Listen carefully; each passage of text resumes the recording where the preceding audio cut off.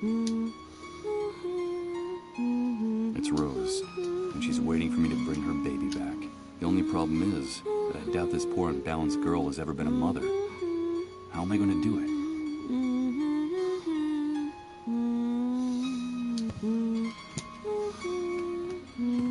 Hello, Mr. Sleepyhead. You came back. Hello, Rose. Now I can rock my baby to sleep and sing to him. But now I need you to find the baby. I won't tell you your secret if you don't bring me my baby. Bring me my baby boy, Mr. Sleepyhead. Okay, don't worry, Rose. I'll do it.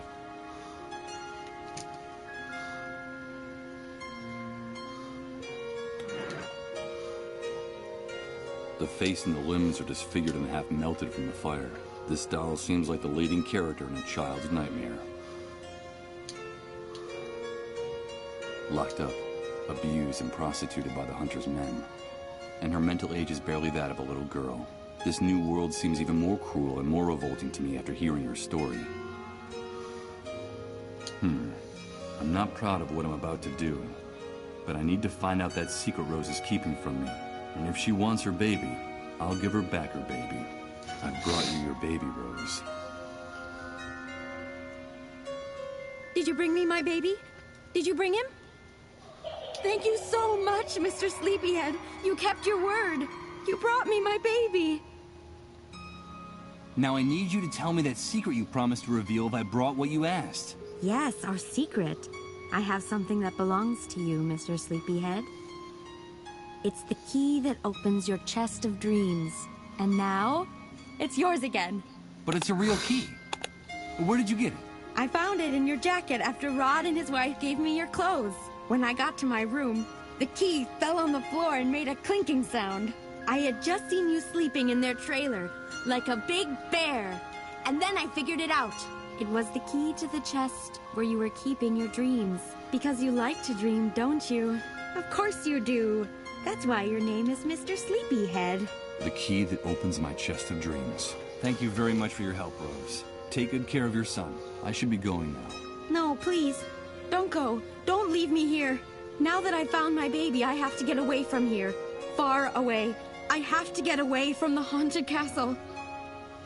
If you leave, more men will come and hurt me, and they'll lock me up in the dark again. And I can't stand the dark. That's when those soldiers come back and take me with them.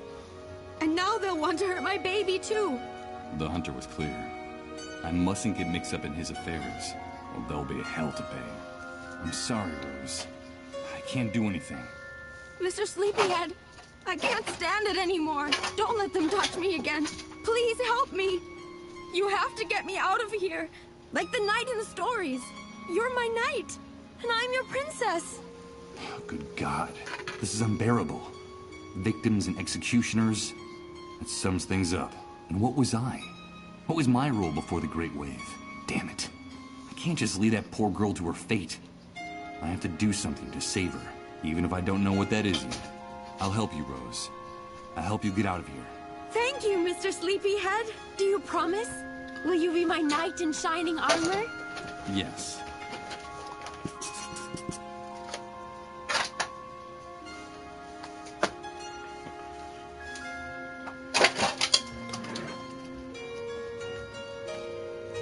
It's something that belongs to you, and it's from before the Great Wave. That's what Rose said. The key that opens your chest of dreams.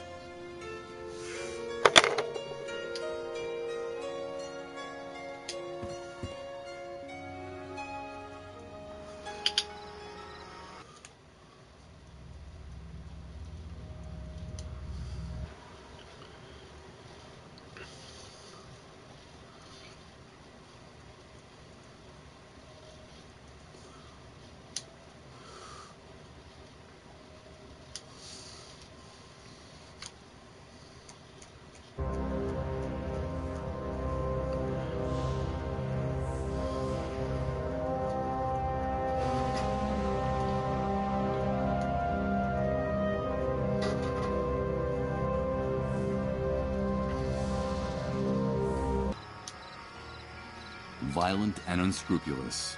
Like all good disciples of the hunter, these two guys make a business of selling the favors of Rose. The poor, disturbed girl. Hey, you guys. You talking to us?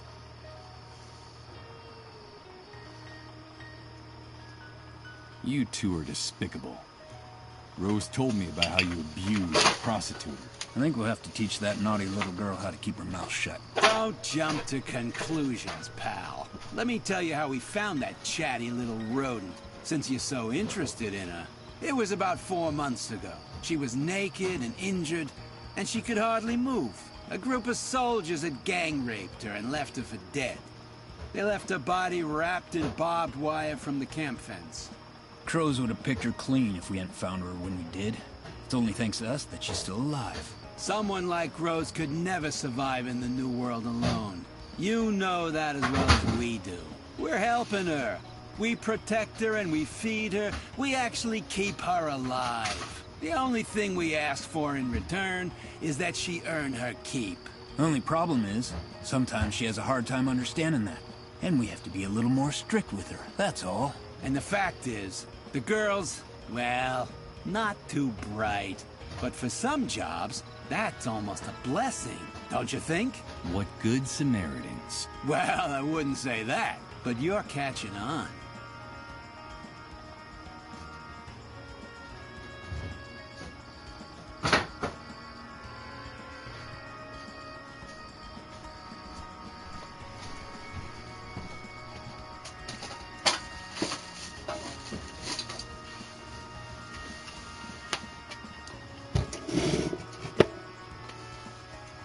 So this business is really just another one of the Hunter's rackets? Hey, careful what you say. We're independent businessmen. The Hunter just lets us operate in his territory. He gives us protection and sends us clients. In exchange for a percentage, of course. Fair's fair. Yeah, fair's fair. Of course. No doubt. I just hope that someday those bastards find themselves face to face with some of that fairness they talk about, wherever it might come from. I don't have anything else to discuss with you two. Okay, come back anytime you like. You paid for her. The door to the van is open to you all night long.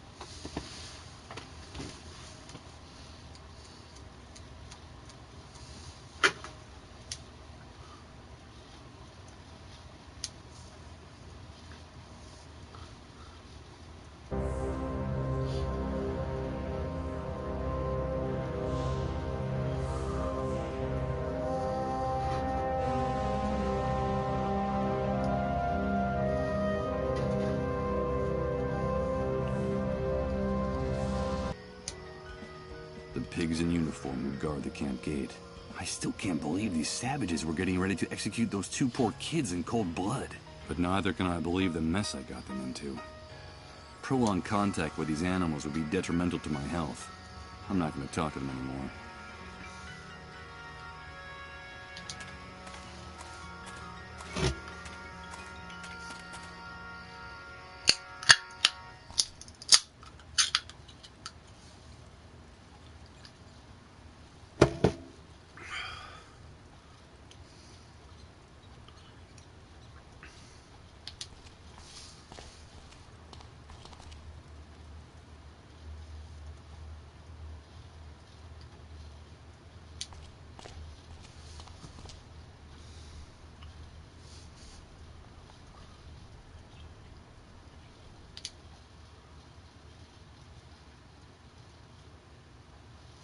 It's all scratched.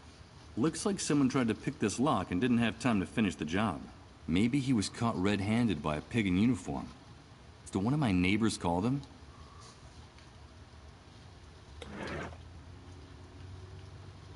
My well-earned reward for having used that doll to fool Rose. That poor, defenseless, and disturbed girl. Hooray for me.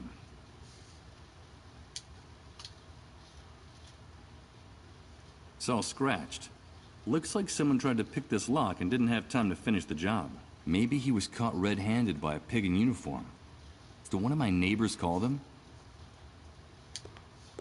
Let's see if my intuition is correct. Yes, the key that opens my chest of dreams is a key that in fact belongs to Michael Argent, photographer. The key to my own apartment.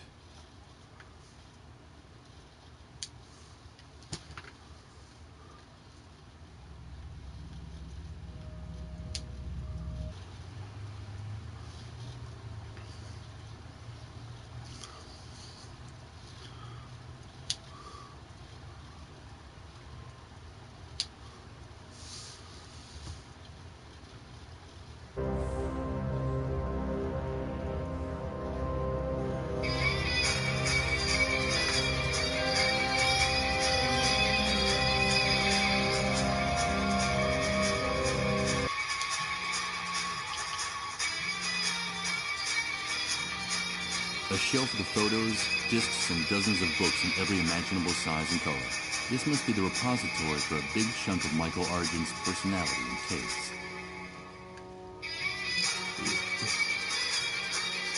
What for?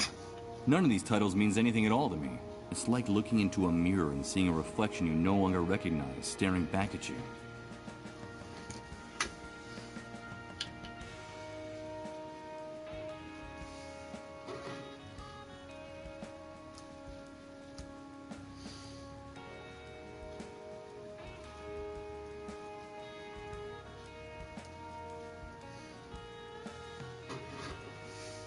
It has a multitude of little drawers, all labeled in alphabetical order. The existence of something so logical and orderly in this place surprises me.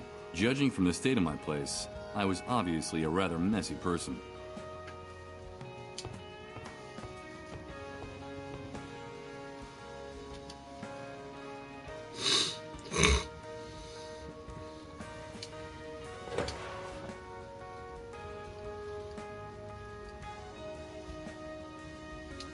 Central Outrider.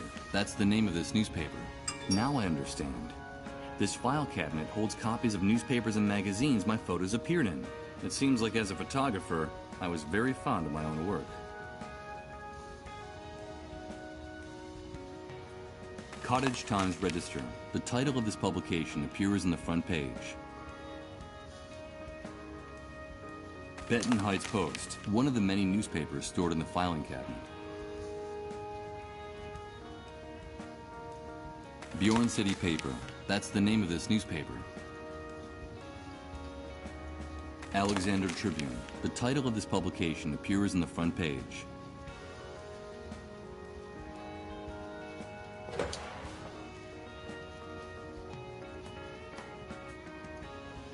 Disney Banker. One of the many newspapers stored in the filing cabinet. Fairview Vanguard. That's the name of this newspaper. Elk Grove Echo. That's the name of this newspaper. Empire Point Magazine. The title of this publication appears on the front page. Dauphin News. One of the many newspapers stored in the filing cabinet. Disney Banker. That's the name of this newspaper.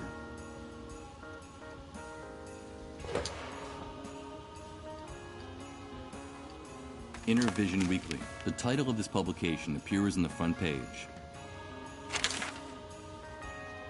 Horn Meridional News. One of the many newspapers stored in the filing cabinet. Home Daily Journal. That's the name of this newspaper. Greater City Horizon. The title of this publication appears on the front page. Greenfield Pioneer. One of the many newspapers stored in the filing cabinet.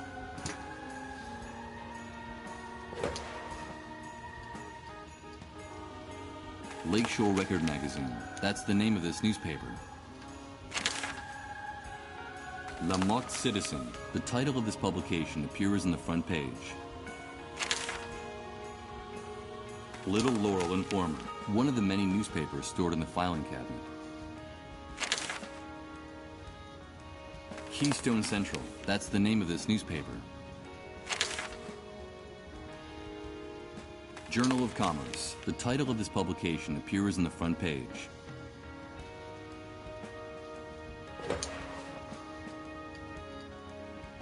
Objective Wanderer, one of the many newspapers stored in the filing cabinet.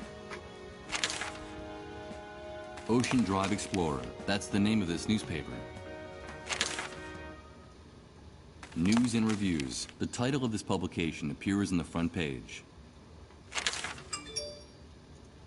Mayfair Torch, one of the many newspapers stored in the filing cabinet. Mills International Informer, that's the name of this newspaper.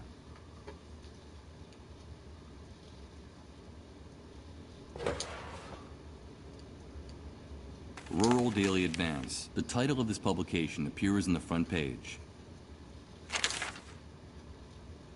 Red Valley Guard, one of the many newspapers stored in the filing cabinet. Question Mark Examiner, that's the name of this newspaper. Paper and Pen, the title of this publication appears on the front page. Photo News Magazine, one of the many newspapers stored in the filing cabinet.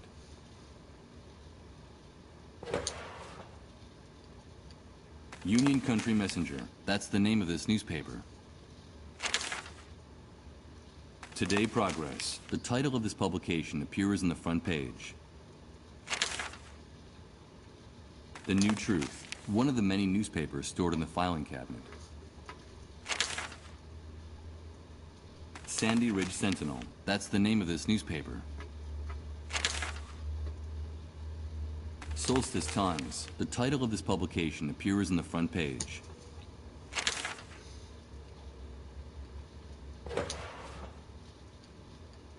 X-Ray Medical Mag, one of the many newspapers stored in the filing cabinet. Whitewood Sentinel, that's the name of this newspaper. Westland Standard, the title of this publication appears on the front page. Village Green Preservation Society, one of the many newspapers stored in the filing cabinet. Vanguard Letters, that's the name of this newspaper.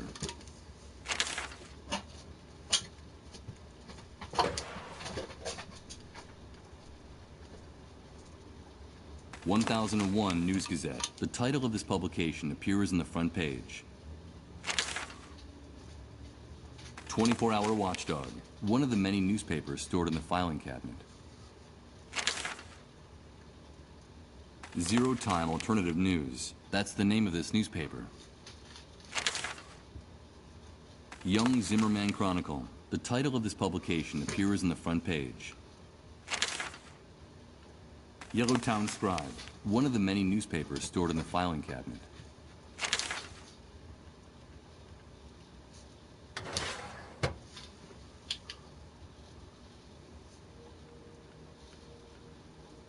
As dry and as empty as the contents of my memory. I see various liquor bottles scattered around the room. That explains the odor I find so unbearable.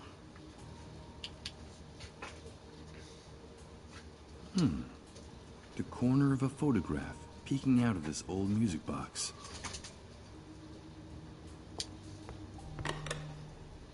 It can't be.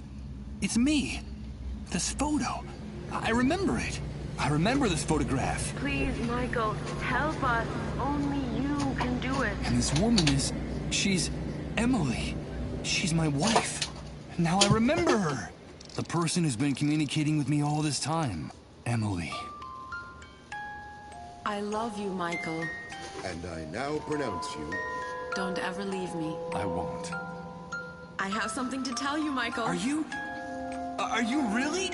Oh, yes! Things are not going well between us, Michael. You know that. It's only a rough patch. You'll see. It's all your fault! You have to get on top of this, Michael. It's destroying both of us. I'm afraid of you. Shut up! Shut up!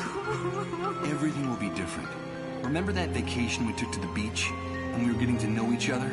Everything will go back to the way it was. Promise me. I promise. Oh, Emily, what does all this mean? Where are you? How can I find you? What are these messages you keep repeating in my head? I've lost my mind. I've lost my mind. That's the only logical explanation for this. Oh, Emily.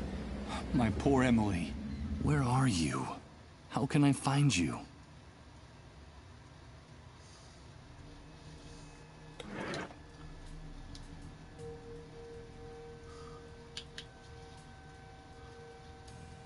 This must be the corner where I did my least complicated photographic jobs. Just a white backdrop, and these two shattered lamps to light the scene.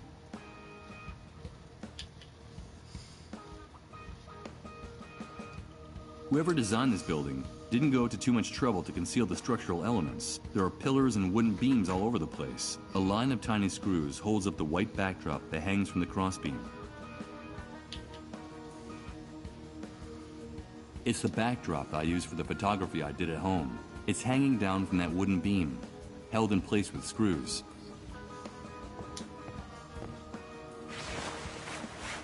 No, I'd only rip it if I tried to pull it down without first taking out the screws.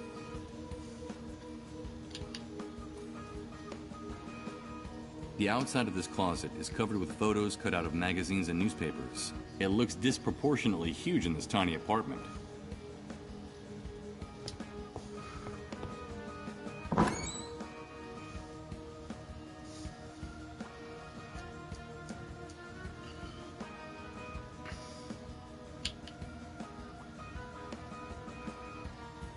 Wow, a classic model of that famous brand of instant cameras, gathering dust on one of the shelves.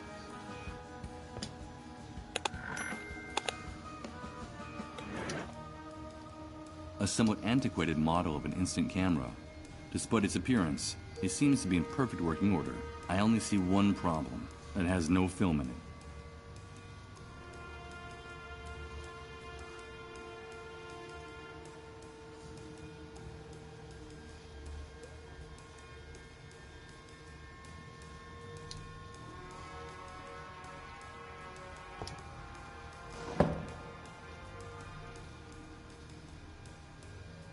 Stored safely inside this box.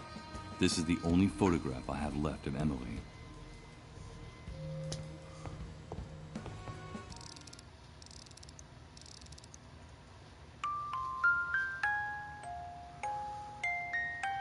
This melancholy music makes my hair stand on end. I seem to be hearing the sad voice of Emily in every note.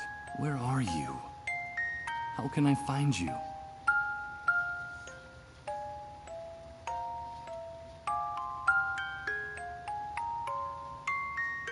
Stored safely inside this box. This is the only photograph I have left of Emily.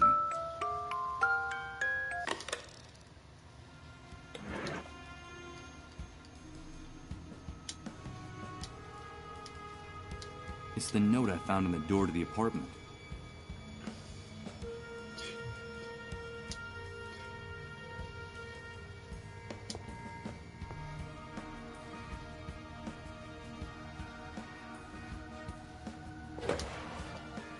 Union Country Messenger. That's the name of this newspaper. Today Progress. The title of this publication appears on the front page. The New Truth. One of the many newspapers stored in the filing cabinet.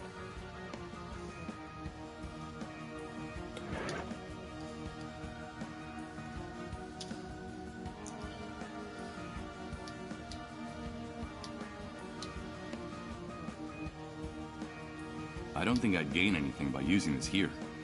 The New Truth. That's the name of this newspaper.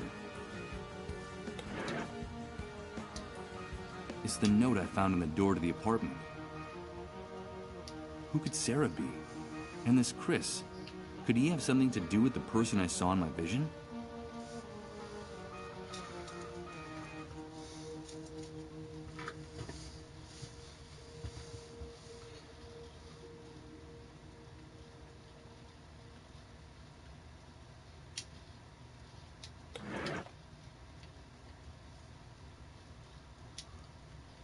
Although it refers to a newspaper office, I don't see any address in this note that I can search for with the GPS.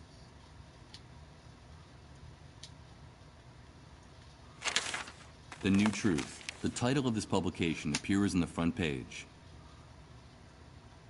The New Truth. One of the many newspapers stored in the filing cabinet.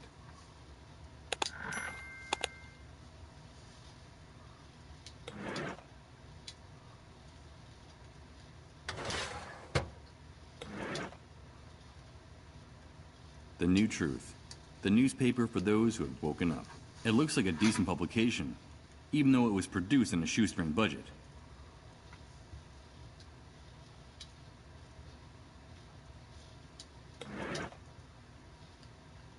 It's the device the cleanup brigades use to navigate during their raids. Sort of an electronic map. It looks like some satellites are actually still working after the Great Wave. I just have to enter an address, and this screen will show me where it is. It seems like a good idea, but the GPS signal is very weak in here. I think it would be better to use it in an open area rather than indoors.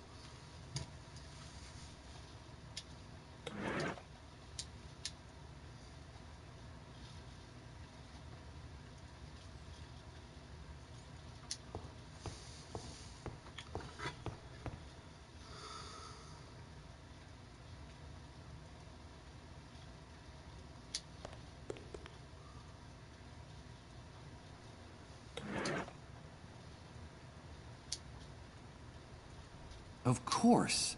The letters TNT on the letterhead of Sarah and Chris's note stand for the newspaper, The New Truth. I'll enter the address of the newspaper office shown on the front page. The map indicates a place near the main avenue of the city. Will it still be standing? Let's go find out.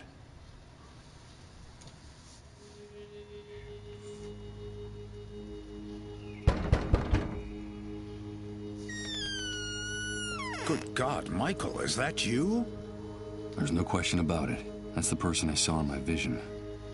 The person mentioned in the note I found in my house. What was his name? Hello, Chris.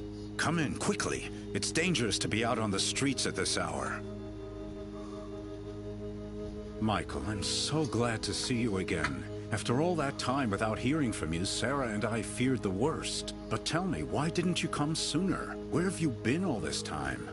From his enthusiastic welcome, it looks like this man and I were good friends in the past, before the entire world collapsed. But can I trust him? I don't know. Do I have any other choice? It's a long story, Chris. Very long. I'm all ears, old friend. And while I tell him everything I can remember, the few things in my memory since waking up in Rod's trailer, I see a mixture of tenderness and compassion on his face. Something I haven't seen in anyone else since waking up in this hellhole. I haven't the slightest doubt. I can trust this man. I'm sorry for everything that happened, Michael. Sarah and I had been trying to get in touch with you for a long time, but the Great Wave made it impossible to find you. Now I know why. As a matter of fact, she went out to take that note to your house. I haven't seen her since. Tell me, did you find Sarah? Did she tell you she was coming here? Sarah? I'm sorry, but I just found this handwritten note on the door. That's all. Of course, forgive me. You already told me that you were blanked. You don't remember her. Sarah is my wife. Emily and she were close friends. In fact, they ran the Beechwood Oracle bookstore together, right below your apartment. That's how you started working with us at The New Truth.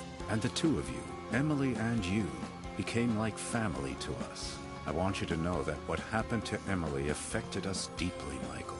Sarah was devastated. We could hardly bring ourselves to speak to you at the time. I'm so sorry for what happened to her. What the hell are you talking about? Good God. Don't tell me you don't remember that either. Emily died, Michael. But that's impossible.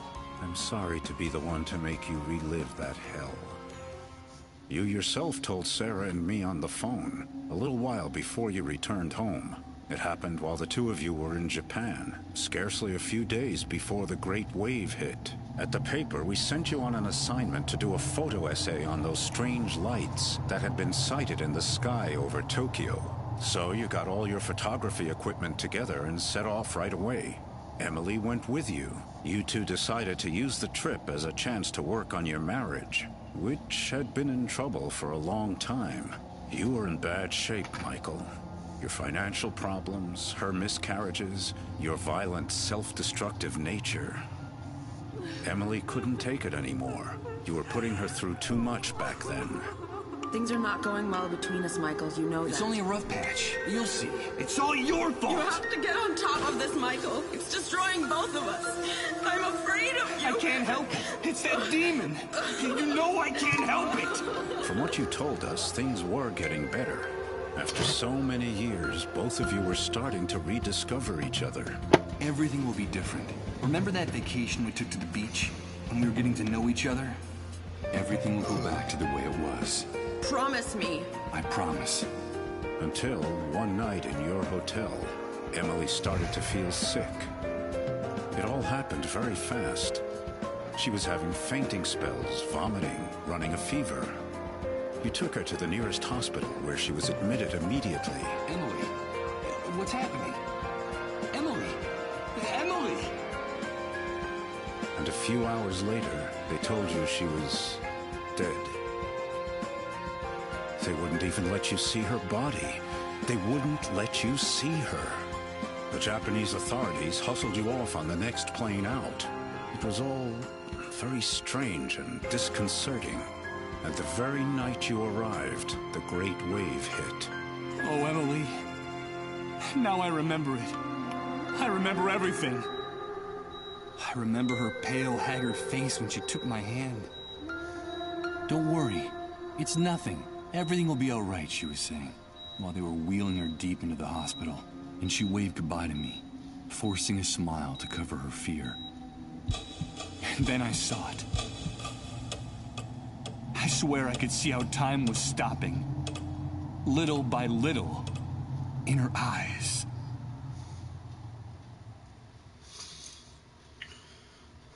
Emily can't be dead. She talks to me. I've been hearing her voice for some time now. You must think I've lost my mind. From the little we were able to talk to you before you got back, we could see that her death hit you terribly hard, Michael. You felt extremely guilty for the way you treated her those last few years. You said you would never be able to forgive yourself. It's possible that the pain warped your mind, but it's also possible that what is happening to you is real. If Emily died before the Great Wave, how can what's happening to me be real? Let me tell you something. In spite of the catastrophe, at the New Truth, we've never stopped working. For Sarah and for me, this newspaper is our life. And since the Great Wave, our contacts and confidential sources haven't stopped bringing us the most incredible and chilling information you could imagine. Thousands, no, millions of unexplained phenomena are taking place simultaneously all over the world, Michael. We're living through the strangest and most confusing times in our history. And any hypothesis, no matter how crazy, must be taken into consideration. Even what you just told me. There's no question that something extraordinary is happening all over the world because of the Great Wave, the emergence of the dissolved, and our gradual approach to the dead synchronicity point.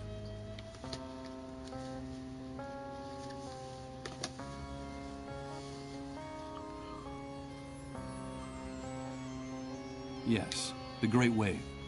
People have been telling me about it since the moment I woke up. Everyone talks about it, but no one really knows what it is.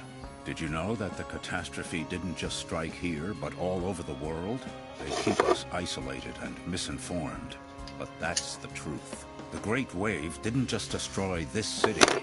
It affected the entire planet. And the most surprising thing is that it all happened simultaneously, at the exact same moment everywhere on Earth. Isn't that amazing? There's never been an official account of the catastrophe. They don't want to tell us. But at the New Truth, we know a lot of things they don't want us to know. They? Who are they? The elite, the army, the shadow government. Whoever is in control at any particular moment. They're determined to maintain the power structures of the old world by any means. The irony is, for the moment, any notion of order or control is absurd. The rules of the game have changed completely, and the entire world is slipping through their fingers. They're disoriented and frightened, and they'll do anything to prop up the old system. That's what makes them so dangerous. But information weakens them, makes them vulnerable. And that's why we have to keep investigating, Michael. It's our duty to uncover the truth. The dissolved. That horrible disease. Yes, the fate of those poor devils. That's the cruelest and saddest part of this story. From reliable sources, we've been able to find out that while it is true the Great Wave multiplied the number of dissolved drastically, a few early cases of dissolution were actually detected hours, even days before the catastrophe. What? There were cases of the dissolved before the Great Wave? Yes, Michael. Just a handful of victims scattered across the globe. But the timing is significant. What's more, people have told us shocking stories about those victims. I could tell you one. Colin, the only child of the family that took care of me in the refugee camp, is a dissolved. Just a few hours ago, in a deep trance, he shouted out my name, insisting that he needed to talk to me. He kept saying that he wanted to give me a message from Emily. Good God, Michael. And what was that message? I don't know. I haven't had a chance to talk to him, but I will. His condition is very serious, and I have to hurry. If only we had more information about the disease. What it is, where it came from. If only we knew a little bit more about those strange underground highways they talk about so much during their trances. We need more information. At the New Truth, all we have are a few eyewitness reports here and there, and a handful of tests for detecting the disease that we were able to steal from one of the cleanup brigades. And that's not very much when you're trying to put together a puzzle as obscure and complicated as this one. Dead synchronicity? What's that? It's very difficult to explain, Michael. We're still so short of information. But I will tell you one thing. Time is running out. The Great Wave triggered a landslide of death and destruction that's accelerating by the day. And the end will be absolutely devastating. Look around you, Chris. It's impossible for the situation to get worse. If the theory about the approach of the dead synchronicity point is true, the future that awaits us will make everything we've seen up to now seem like a walk in the park, Michael. The arrival of the dead synchronicity point will mean the end of the world as we know it. The end of the laws of nature, the laws of physics, the very meaning of existence. And with them, of course, the end of the human species on the face of the Earth. Our inability to adapt will wipe us out in a matter of minutes. And indeed, in some cases, it's already happening. But the good news is that if this hypothesis is correct, the very nature of this anomaly could also allow us to reverse the situation. Reverse the situation? You mean avoid the future you're talking about? Avoid the consequences of the Great Wave? Is that possible? Of course it is. How can I explain it to you? No, not yet. It would be too complex for you to understand, and I don't want to create any false hope. I can't tell you anything more for the time being. We need more information, more sources, and we need them urgently. Time is running out, in every sense of the word. I need answers too, Chris. Where can I find the information you need? How can I help you?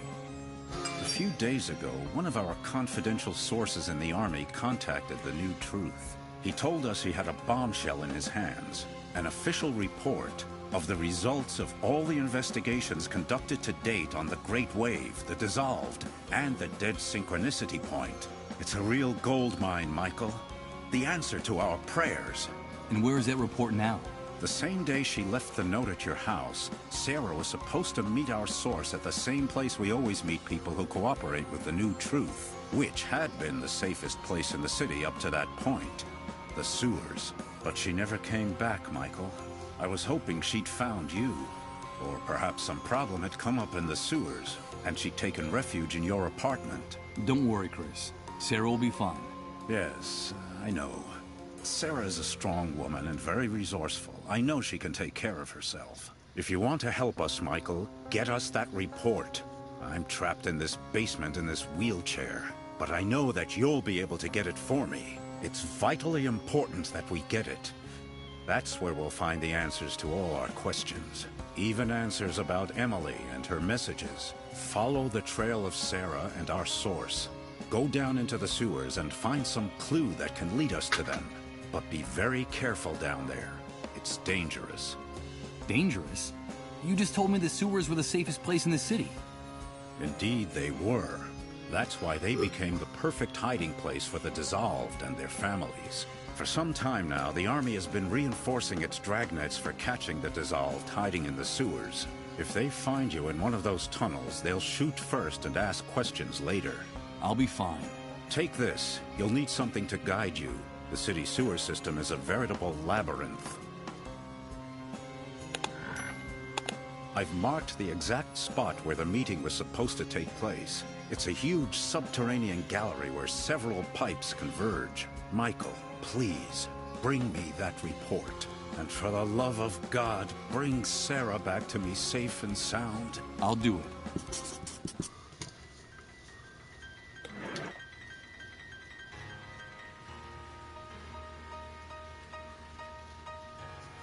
It's a map with handwritten notes, describing how to get to Sarah's meeting place with her source. Without this, walking through those tunnels would be a rather dangerous waste of time.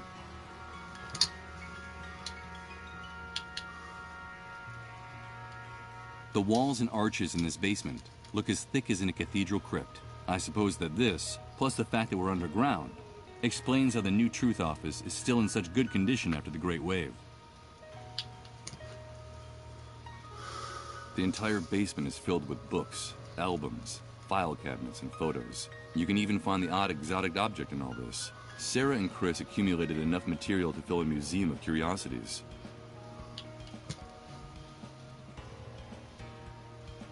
A huge old trunk. Looks like it weighs a ton. The layer of dust on top suggests that it hasn't been opened in a long time. Locked with a key. I'm afraid that Chris doesn't trust anyone. And the way things turned out after the Great Wave, he's doing the right thing. Covered with scrawled notes, open books, and dirty coffee mugs. I get the impression that Chris lives, works, eats, and sleeps at this enormous desk. Dozens of documents and newspaper clippings about conspiracies, attacks, inexplicable occurrences. Looking at the topics of all this material, I can imagine what the editorial line of the New Truth is. A beat-up armchair covered with patches. It's funny. It's pretty tatty, but it looks extremely comfortable. Oh, Lord. I'm completely exhausted. I feel like I've been wandering around this new world for centuries, but I can't stop to rest now. Not until Chris and I have uncovered the secrets in that army report.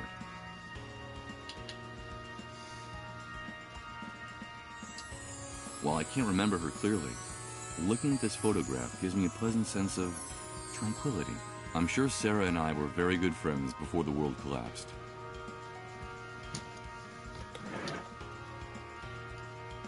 It's the device the cleanup brigades use to navigate during their raids. Sort of an electronic map. It looks like some satellites are actually still working up the Great Wave. I just have to enter an address, and this screen will show me where it is. Impossible. The GPS map only shows the city at street level. There are no indications of what's below it on this device.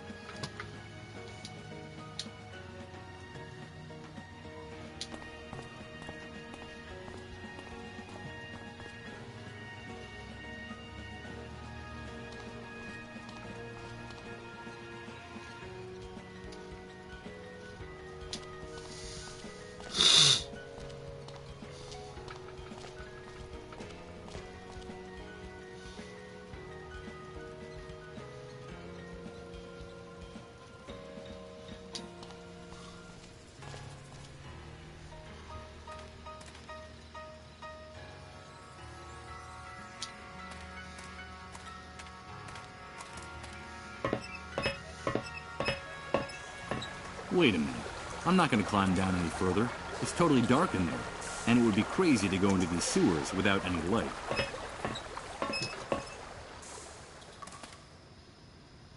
It's one of the ways into the city's sewer system. The Great Wave wrecked this place. Did the same thing happen down there? Ready to vanquish shadows. I wish this light could also illuminate me in other ways.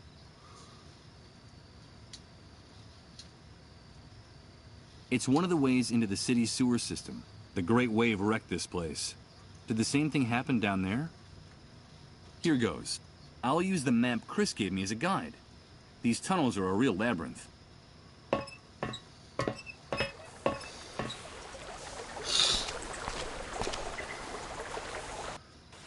This is the place marked on the map, the place where Sarah and her confidential source were found.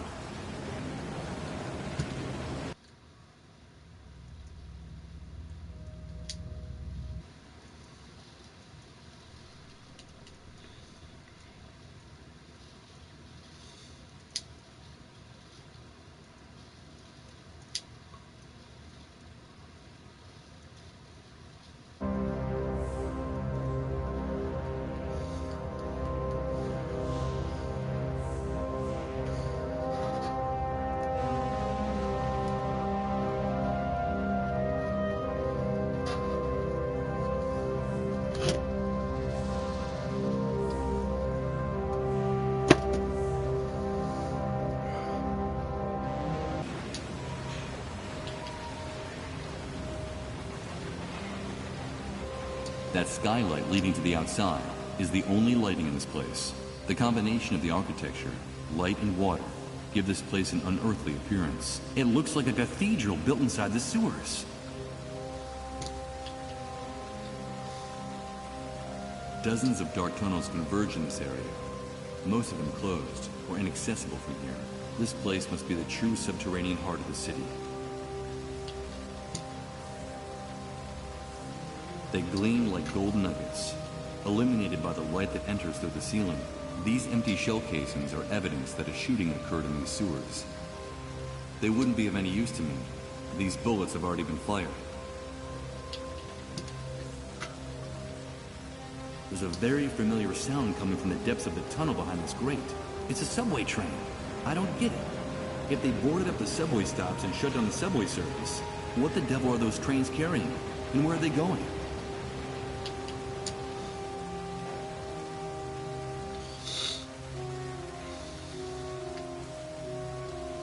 Damn it.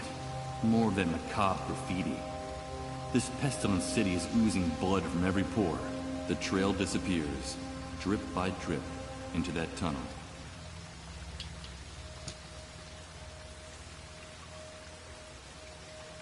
This is where that river of filthy water ends. It's funny. Despite the nauseating stench it gives off, there's something hypnotic about that viscous green waterfall.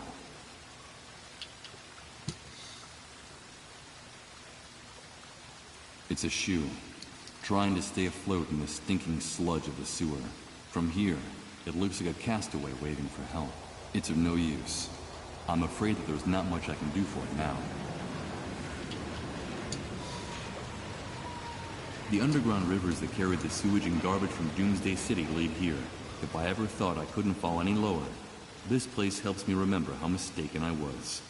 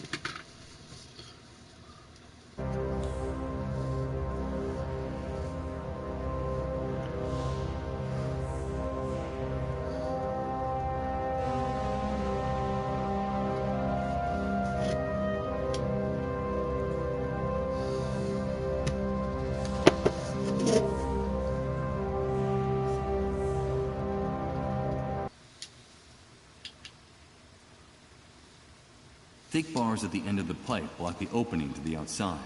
Extremely hard and solid, I'm afraid.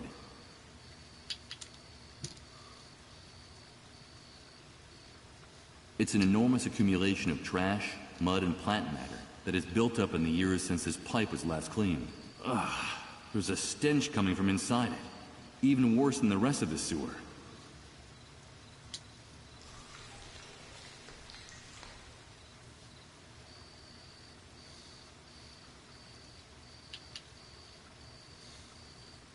There's something else in there in that heap of trash. Oh, Jesus! The stench is nauseating. I've been able to remove some of the waste, but I won't be able to remove the rest of it with my hands. This stuff is too snarled up.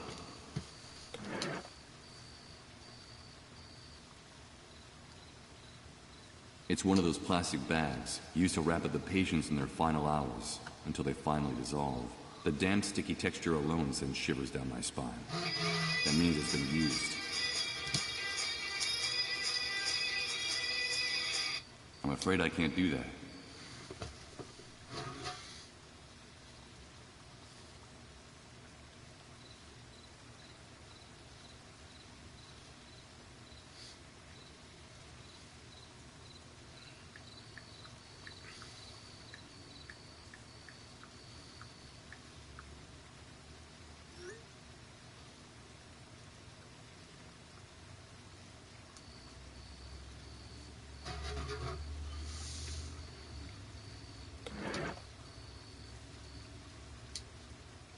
A tool that's solid, strong, and blunt. That's all the information I need to put it to use. There's something else in there in that heap of trash. Oh, Jesus! The stench is nauseating. All right. Let's see what the devil is so tangled up in here.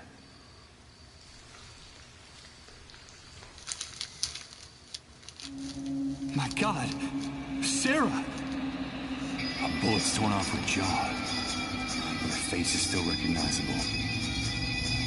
Poor Chris. How am I going to break this to him?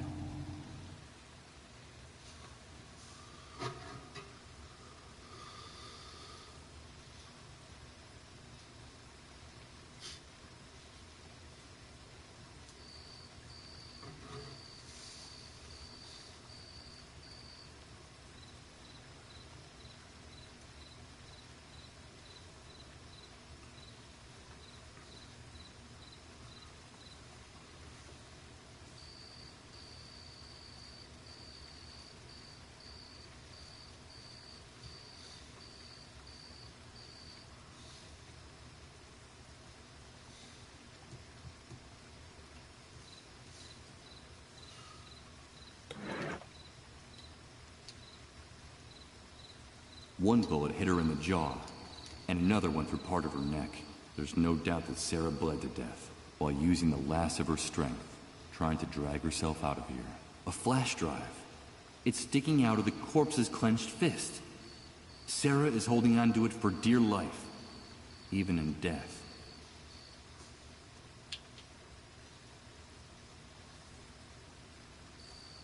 A flash drive. It's sticking out of the corpse's clenched fist. Sarah is holding on to it for dear life, even in death.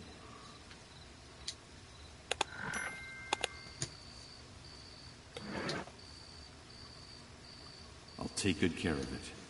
This piece of plastic was the motive for Sarah's murder. That's how little human life is worth in this hellhole.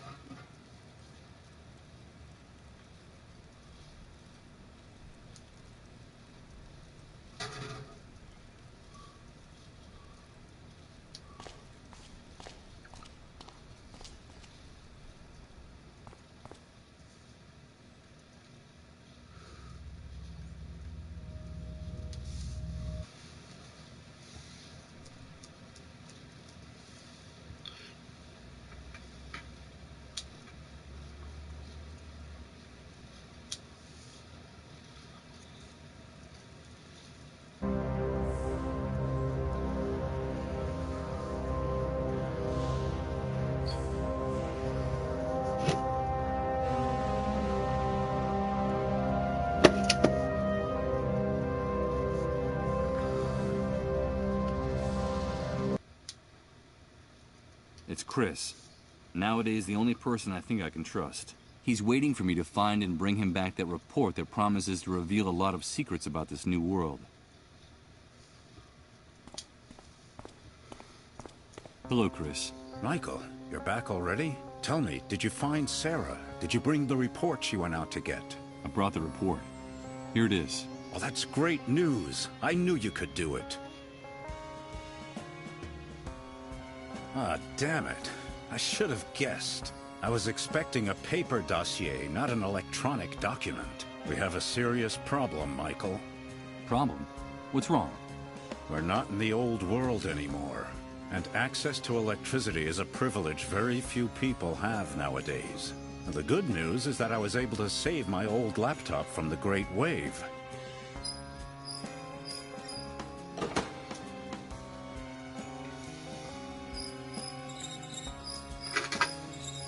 The bad news is that we don't have anywhere to plug it in. What can we do? If we want to find out the secrets in this report, we need electricity. Bring me a generator with enough fuel, and we'll find all the answers we need, Michael. But tell me, please, did you find Sarah? Why didn't she come back with you? What happened?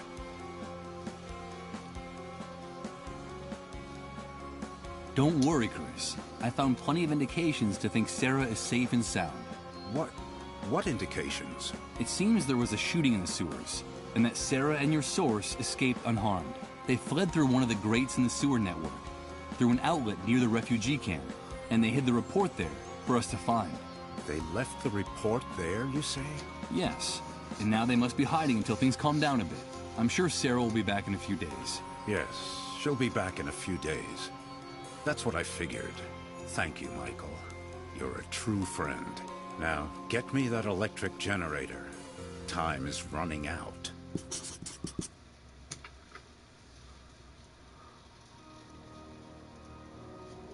An enormous amount of paper and old junk piled up in a perfect state of disorder.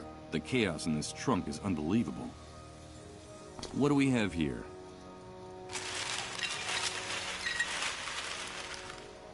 As one would expect, there are only old magazines, stacks of paper, and outdated printing supplies here. No, wait a minute. It looks like there's also film for instant cameras here.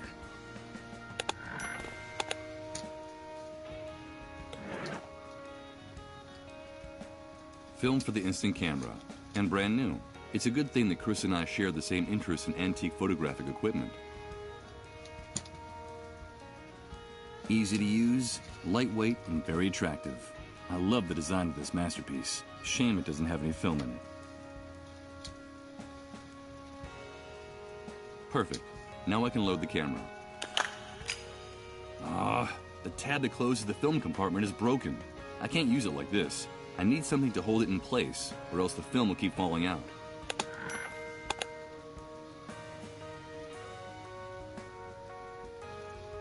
It has film in it, but the tab that closes the film compartment is broken. I can't use it in this condition. The film would fall out. Damn it! Why does everything have to be so complicated? Christmas lights. An abstract concept from another time, another world. Tie the wire to the camera? I'm afraid I'm going to have to be a bit more subtle if I want to repair this broken tab. I don't see why I would want to hold on to it. I guess because it's mine? Clearly, obviously, and unequivocally mine. I can't believe it. The tooth fragment fits perfectly into the slot for the broken tab. Now I can close the film compartment.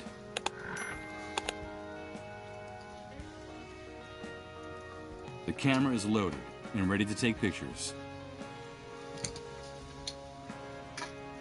After the Great Wave, this device is a real archaeological artifact from the old world, like an ancient coin or a dinosaur bone. It looks like it's in good shape, except for one thing.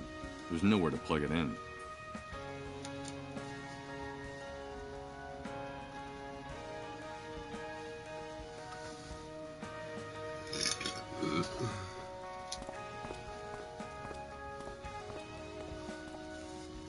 Before leaving his house, I shoot a furtive glance at Chris. He's gazing in Sarah's photo in silence, completely lost in thought. I'll never know if he believed my story, and I'll never ask him. There's already too much pain in this new world. Why cause more by rubbing salt into wounds that will never heal?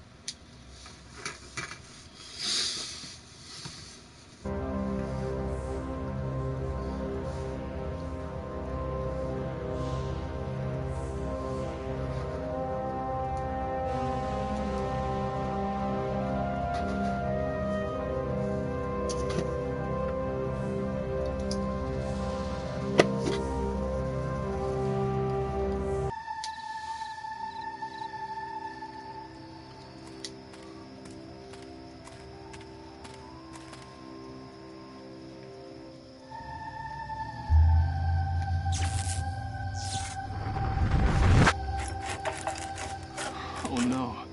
The image of that guy again. It's like a loop that keeps repeating. Over and over again. A damn nightmare that repeats over and over again.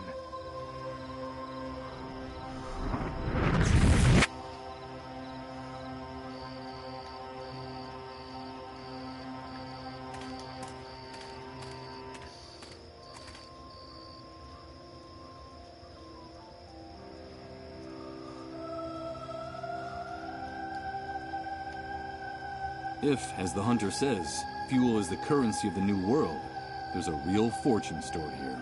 I'm not surprised that the army has this place hidden and camouflaged.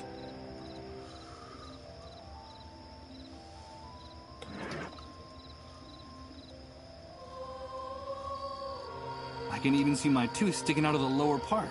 I'm glad the beating I got from that pig in uniform was good for something at least.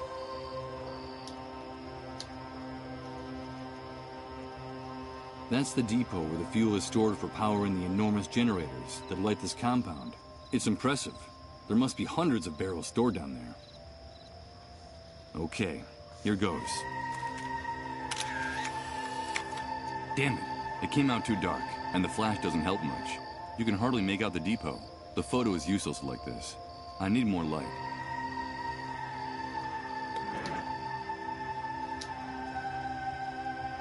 The camera is loaded and ready to take pictures.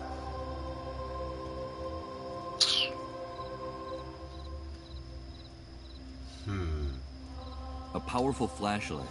One of those the soldiers use in their rounds. Well, they won't be using this one anymore. This camera already has a built-in flash. If, as the hunter says, fuel is the currency of the new world, there's a real fortune stored here. I'm not surprised that the army has this place hidden and camouflaged.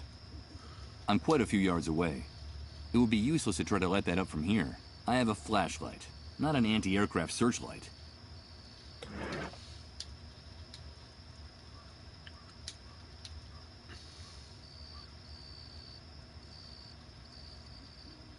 Okay, here goes. Damn it. It came out too dark, and the flash doesn't help much. You can hardly make out the depot. The photo is useless like this. I need more light.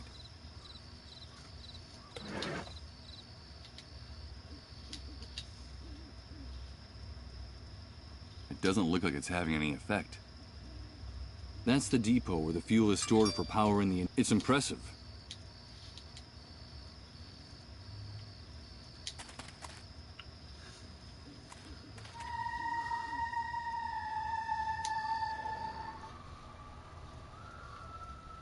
This door leads to a dingy back room. What the hell could be in here? I can hear the buzz of electricity coming from inside, but I can't figure out anything more without a little more light. Ready to vanquish shadows. I wish this light could also illuminate me in other ways. This door leads to a dingy back room. What the hell could be in here? I can hear the buzz of electricity coming from inside, but I can't figure out anything more without a little more light. Let's see what this room actually is with a little light.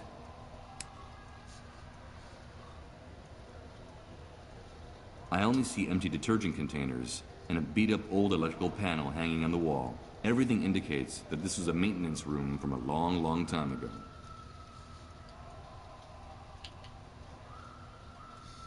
One of those electrical panels that control the different lighting phases in a building. The majority of the circuit breakers are broken or ripped out. All but one. All right, I'll flip the switch for the only circuit that's not blown. I think I hear the buzz of electricity coming from the surface.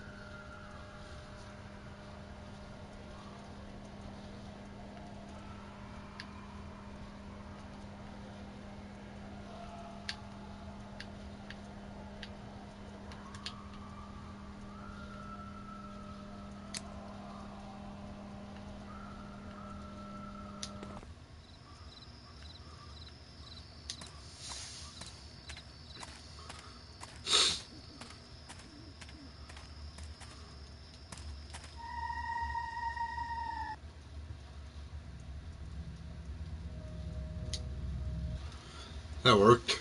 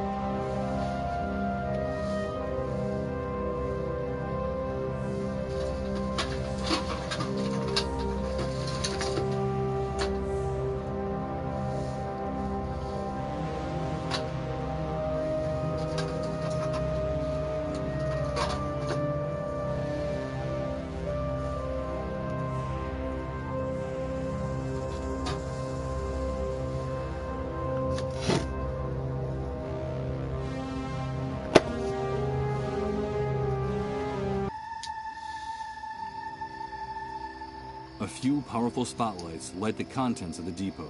This place is glowing like a gold mine right now.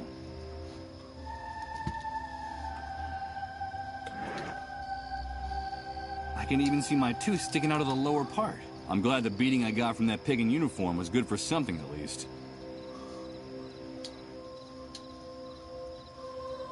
A few powerful spotlights light the contents of the depot.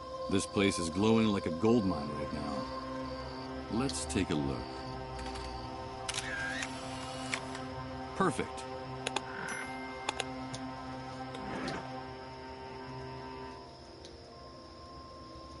A shot of the medical center and the secret fuel depot. My first photography job in this new world. And in fact, I know someone who's eagerly waiting for this.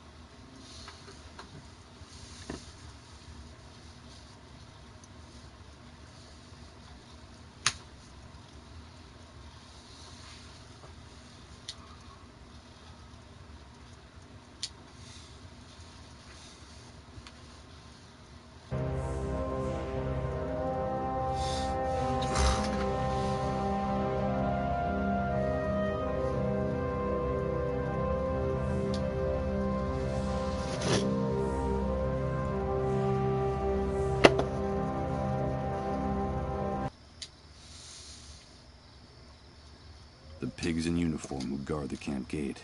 I still can't believe these savages were getting ready to execute those two poor kids in cold blood. But neither can I believe the mess I got them into. Prolonged contact with these animals would be detrimental to my health. I'm not going to talk to them anymore.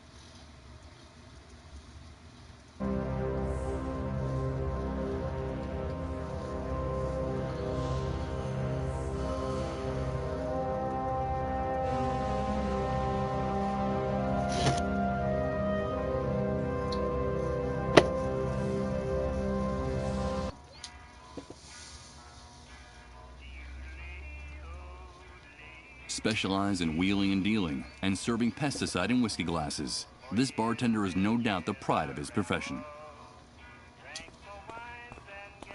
Hello again. What can I get for you? Interesting place. Are you the owner? No, pal, don't get the wrong idea. I only work here. This belongs to the hunter, like every other business enterprise here inside the camp. He's the head honcho. I see. I saw a bunch of barrels stacked up at the entrance to the building. Just out of curiosity, what's in them? Nothing. Just some things that need to be stored. Take my advice, pal. Keep your nose out of the hunter's business if you want to keep it on your face. Okay, it was just curiosity. A perfect example of natural selection, like a cockroach after World War III. The hunter is an insect that's adapted perfectly to the chaos and squalor of this new world. I brought what we agreed. Here's the photograph of the fuel depot. Fantastic, Mike. Let's see what you've got there. This is incredible. Those pigs have been storing thousands of gallons of fuel, and all within our reach. With your ID, all we have to do is go into the compound, say, "Hello, boys," and bring it all back here. You've just made me very, very happy, dude. I knew I wasn't wrong about you. Now you have to hold up your end of the bargain. Yes, of course I will, Mike. You know I'm a man of my word. Besides, these are hard times, and we have to help one another, dude. I'll get Rod and his wife out of their trailer, so you can have a little time alone with the boy. You have my word, and my complete discretion. But remember that you promised that we'd do it my way, quietly and with no violence. I don't want anybody getting hurt. I just need your men to distract his parents on some pretext for long enough for me to slip in there, okay? Of course, Mike. You have my word that we'll only do what's necessary. Only what's strictly necessary. Give me a few minutes and then go to the trailer. Everything will be fine when you get there. Okay, but before I go, can I ask you for something else? Today, you've been the bearer of the best possible news, dude. So shoot. I'll see what I can do. I need an electric generator urgently. Hey, dude, calm down. I think you misinterpreted my offer. Since the Great Wave, a generator has become worth more than the lives of 100 people in this camp. Don't think I couldn't get you one. But the price will be so high that I can't imagine how you'll be able to pay me. I'm sorry, Mike. But I just gave you access to thousands of gallons of fuel. But those barrels aren't walking out of that place on their own. My men and I are going to have to risk our hides by going into the lion's den. I'm sorry, but the matter is closed. You should be going now. I've got to get the trailer sorted out. Give me a few minutes and then you can go there, okay? Adios, dude.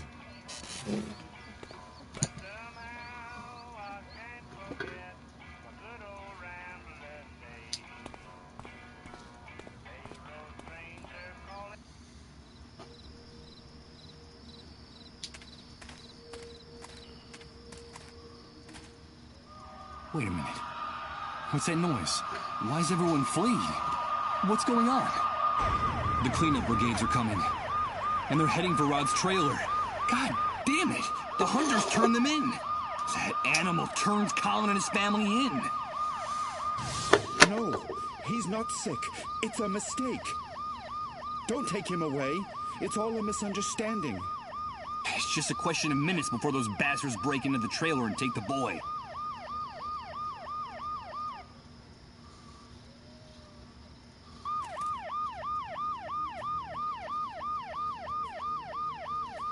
Get out!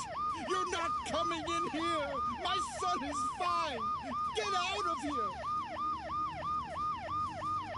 The brigade workers are ready to take Colin away. Rod is blocking the way. But I don't think that poor man will be able to hold them back for very long.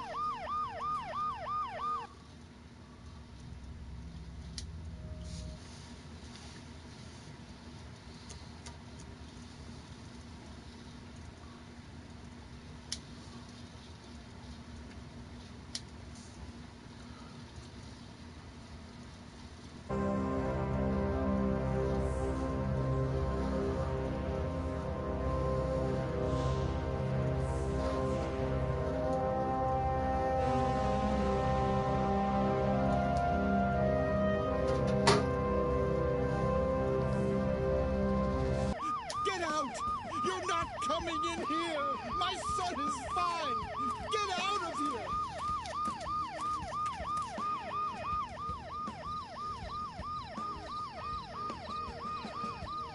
Colin called out to me by name. He said he had a message from her. A message from Emily. I have to go in there and talk to the boy before it's too late.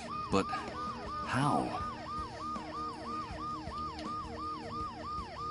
Now I understand why this window hasn't been cleaned. It gives Rod and his family some privacy without raising suspicions about the boy's illness. Besides, that glass looks pretty thick. The boy's cries can't be heard from outside. This cookie box should have a revolver inside with 2 bullets in it. According to the notebook, it's the one-way ticket out of this new world for Rod and his wife, in case things don't work out for Colin.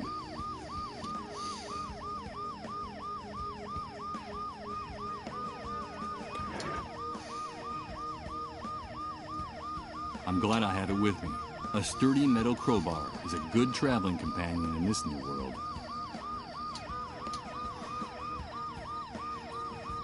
Now I understand why this window hasn't been cleaned. It gives Rod and his family some privacy without raising suspicions about the boy's illness. Besides, that glass looks pretty thick. The boy's cries can't be heard from outside. Okay, I've got to act fast. The noise the ambulance makes will cover the sound of the glass breaking.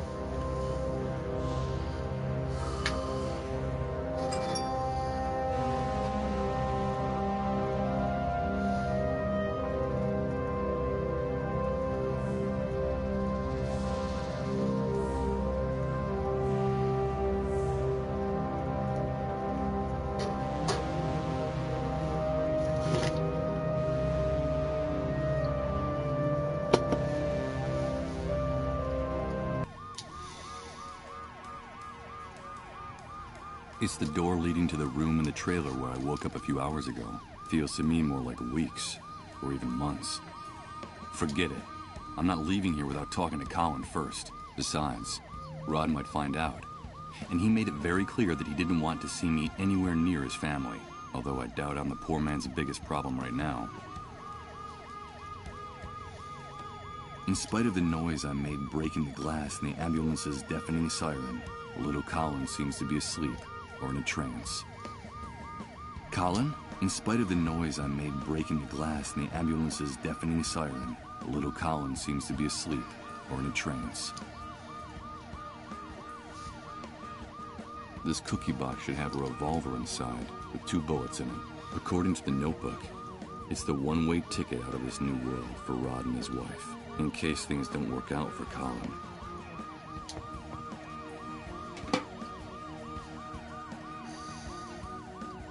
On the bottom, wrapped in a dingy rag, Rod's revolver is peeking out.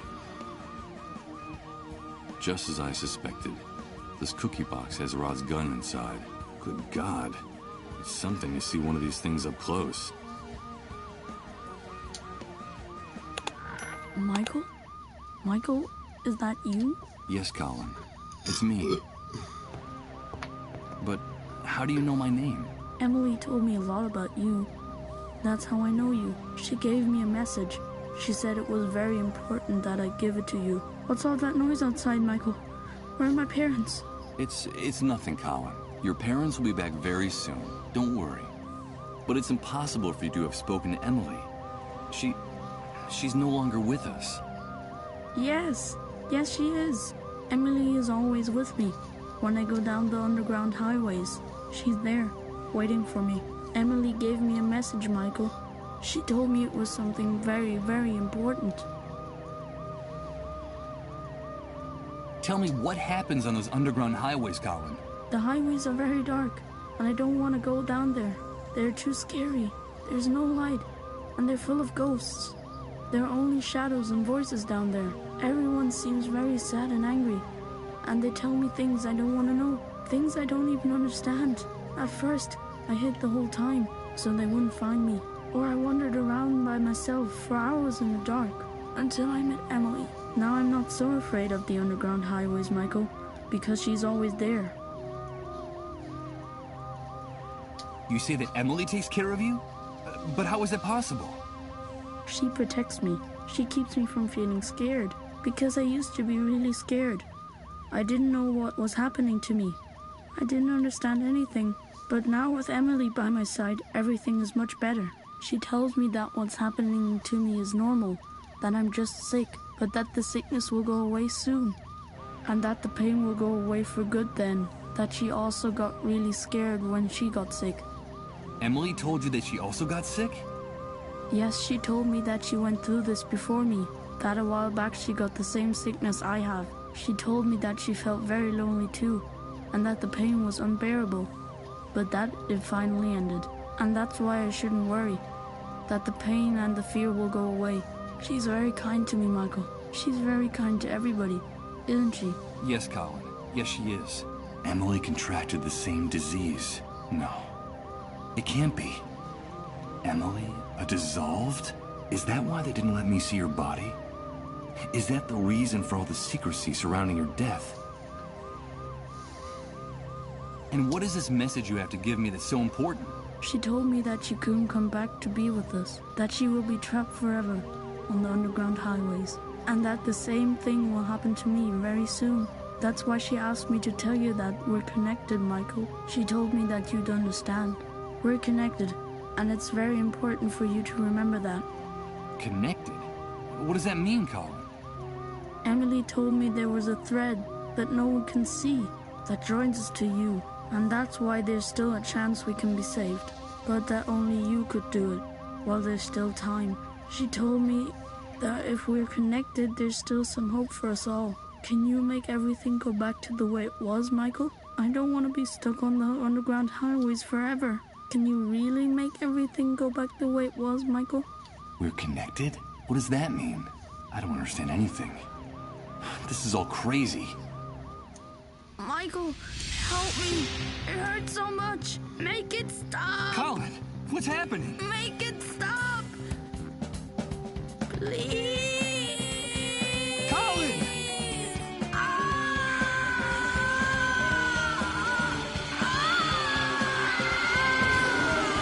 My God. I have to get out of here.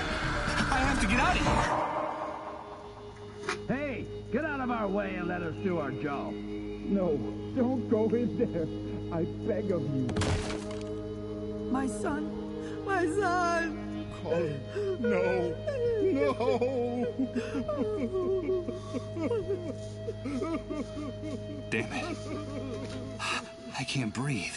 If it's true that there's a way to change all this, I have to find it now. I don't think I can stand it any longer. I don't think anyone can.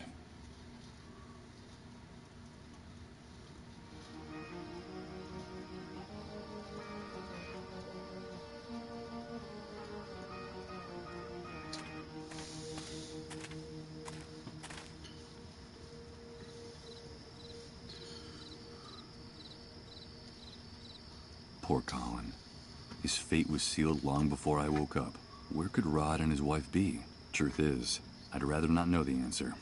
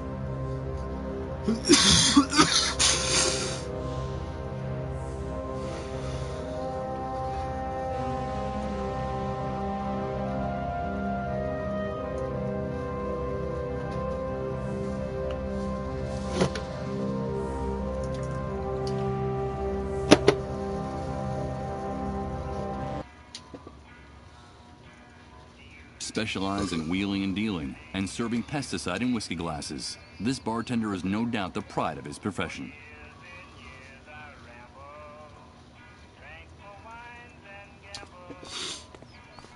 Hello again. What can I get for you? Interesting place. Are you the owner? No, pal, don't get the wrong idea. I only work here. This belongs to the Hunter, like every other business enterprise here inside the camp. He's the head honcho. I see. I saw a bunch of barrels stacked up at the entrance to the building. Just out of curiosity, what's in them? Nothing. Just some things that need to be stored. Take my advice, pal. Keep your nose out of the Hunter's business if you want to keep it on your face. Okay, it was just curiosity. A perfect example of natural selection, like a cockroach after World War III.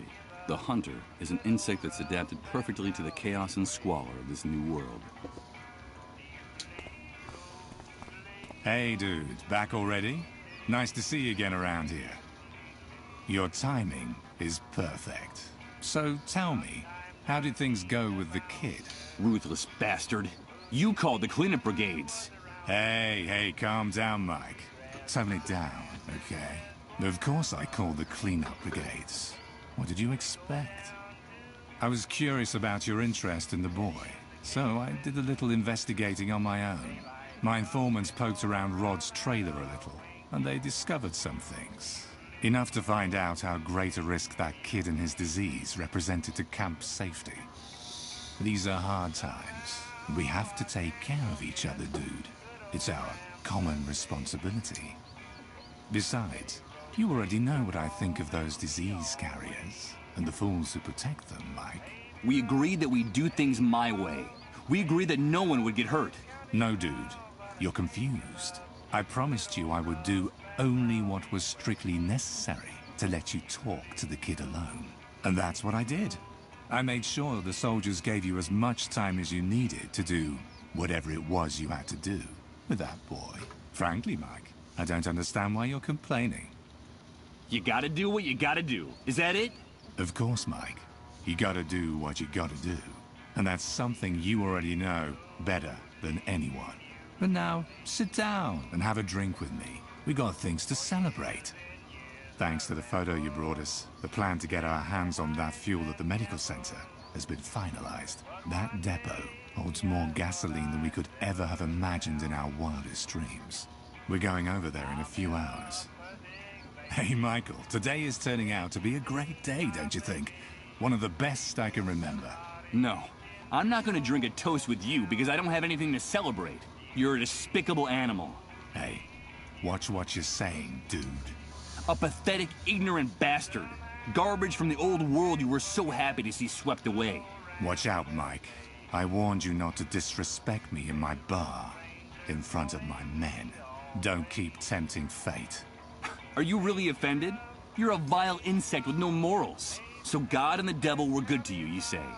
Open your eyes and look around, you paranoid worm, because you're nothing but a violent, drunken, demented psychopath, just like your father. Turn off that music. Turn off that music right now! Listen, Michael. There's already been too much commotion in the refugee camp, and more trouble is not in my interest. That's the only thing stopping me from tearing you limb from limb right here and now, and stashing your remains in one of those drums out there. But another word, and you're a dead man. Got it? One more word out of you, and I swear that tomorrow morning they'll find your stinking corpse so tangled up in the barbed wire that they'll have to chop you up to get you out of there.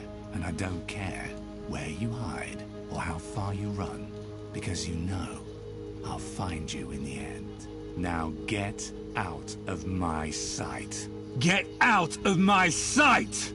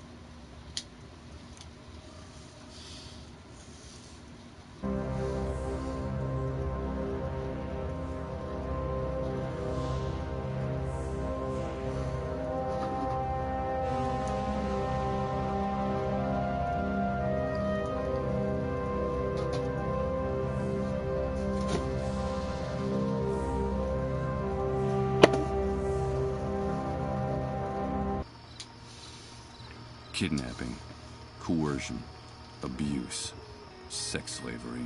Those two bastards deserve to be locked up someplace even worse than this camp. But this is the new world. And what's more, they're the Hunter's protégés. Hey, you guys. You talking to us? You two are despicable. Rose told me about how you abuse and prostitute her. I think we'll have to teach that naughty little girl how to keep her mouth shut. Don't jump to conclusions, pal. Let me tell you how we found that chatty little rodent, since you're so interested in her. It was about 4 months ago. She was naked and injured, and she could hardly move. A group of soldiers had gang-raped her and left her for dead. They left her body wrapped in barbed wire from the camp fence. Crows would have picked her clean if we hadn't found her when we did. It's only thanks to us that she's still alive. Someone like Rose could never survive in the New World alone. You know that as well as we do. We're helping her. We protect her and we feed her. We actually keep her alive. The only thing we ask for in return is that she earn her keep. The only problem is, sometimes she has a hard time understanding that. And we have to be a little more strict with her, that's all. And the fact is, the girls, well, not too bright. But for some jobs, that's almost a blessing, don't you think? What good Samaritans. Well, I wouldn't say that, but you're catching on. So this business is really just another one of the Hunter's rackets? Hey, careful what you say. We're independent businessmen. The Hunter just lets us operate in his territory. He gives us protection and sends us clients. In exchange for a percentage, of course. Fair's fair. Yeah, fair's fair. Of course. No doubt. I just hope that someday those bastards find themselves face to face with some of that fairness they talk about, wherever it might come from. I don't have anything else to discuss with you two. Okay, come back anytime you like. You paid for her. The door to the van is open to you all night long.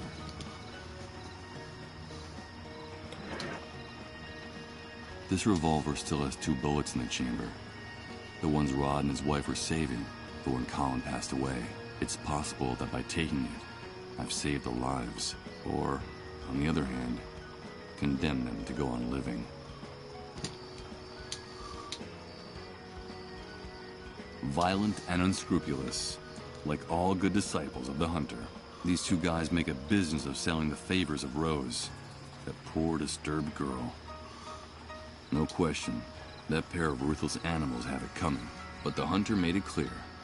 If you touch a hair on their heads, you're a dead man.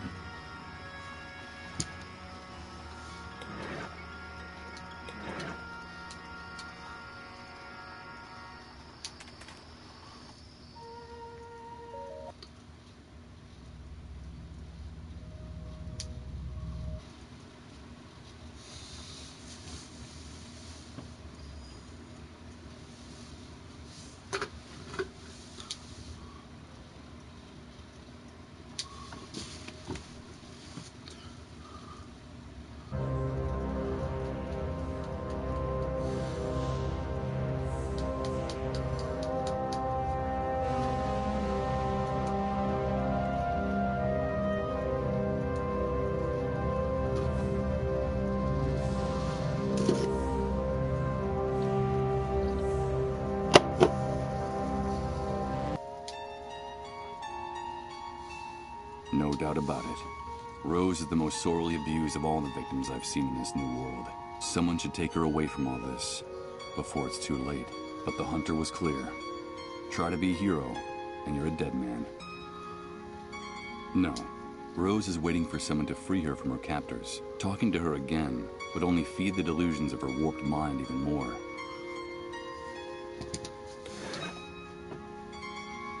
Bulky, heavy, and ready to shoot. And it's not a camera. My hands are shaking as if it were alive. Something tells me that I never used one of these things in my former life. No doubt about it. Rose is the most sorely abused of all the victims I've seen in this new world. Someone should take her away from all this, before it's too late. But the Hunter was clear. Try to be a hero, and you're a dead man. Hello, Mr. Sleepyhead. Have you come to help us? I don't know whether who I was before the Great Wave entitles me to make any kind of moral judgments. But what I do know is that the Hunter and his men are a real cancer in this new world, which is the only thing that really counts right now. The girl has a right to defend herself, that bastard said. So someone should give her the chance to do that. It's only fair, right?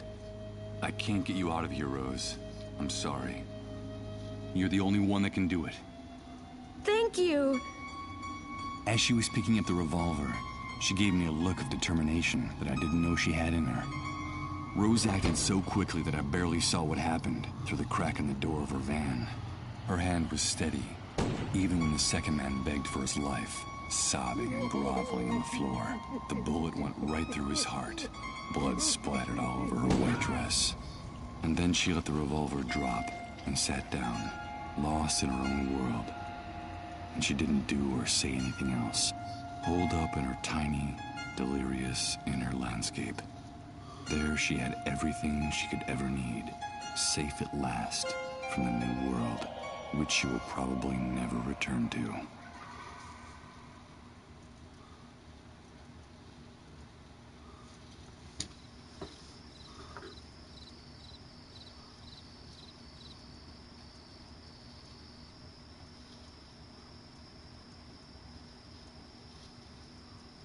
It's Rod's old revolver.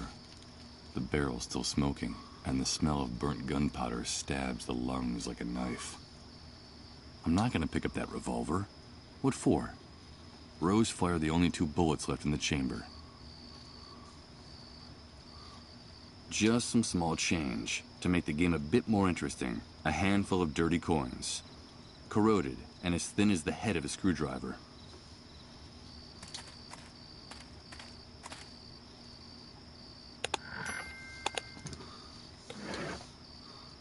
There are a few lousy coins. They don't look like they're worth much. Just a few loose pennies.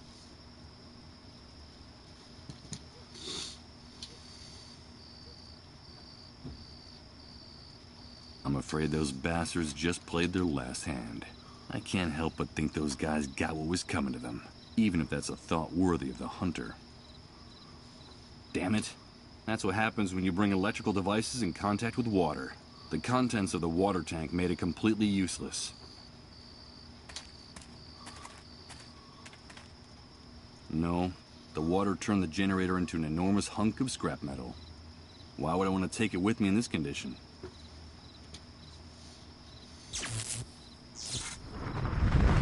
What the hell? Another one of those repeating images. Of those damn time loops. No. Rose. No, don't do it. No! It's Rose, killing her captors again. But there's something in this one that makes it different. It feels more real and more intense than the other times.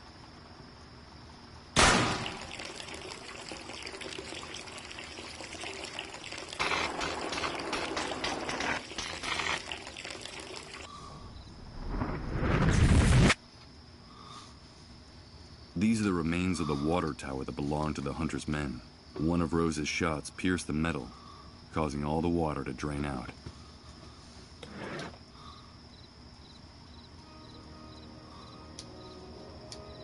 It's one of those plastic bags used to wrap up the patients in their final hours until they finally dissolve. The damp, sticky texture alone sends shivers down my spine. That means it's been used.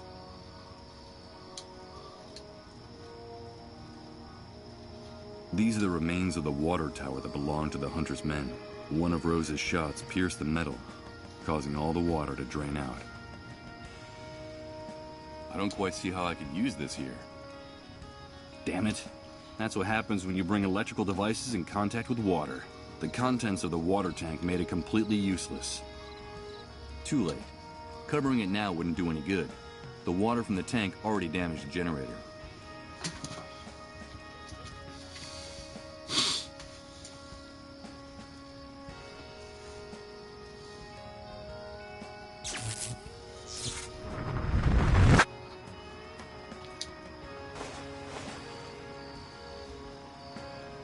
No. Rose. No, don't do it. No!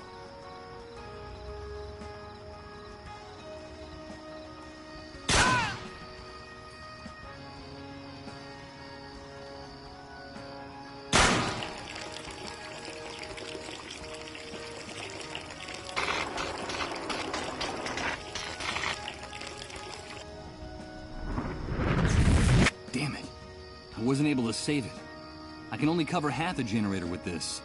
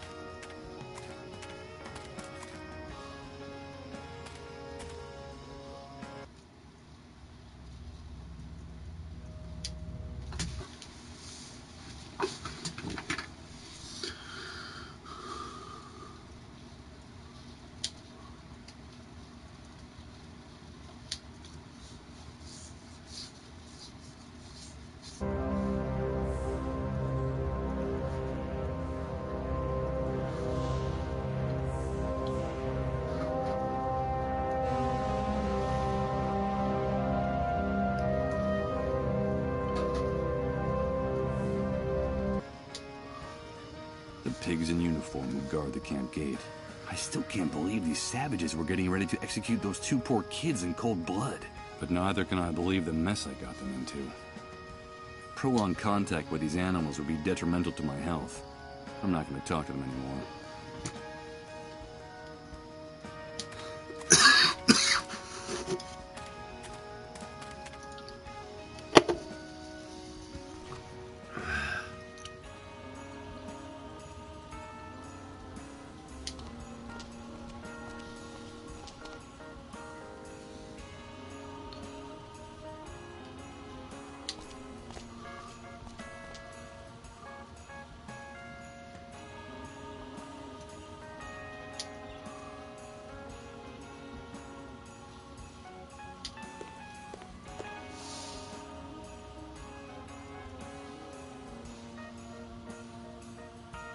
It's the backdrop I used for the photography jobs I did at home.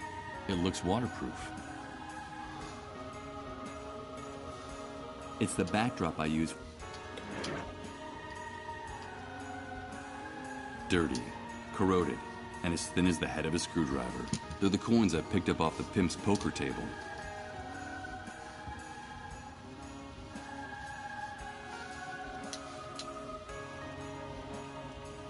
It's the backdrop I used for the photography jobs I did at home. It looks waterproof. Let's see.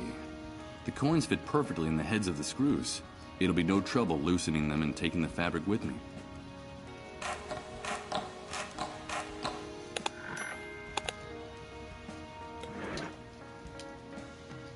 It's the backdrop I used for the photography jobs I did at home. It looks waterproof.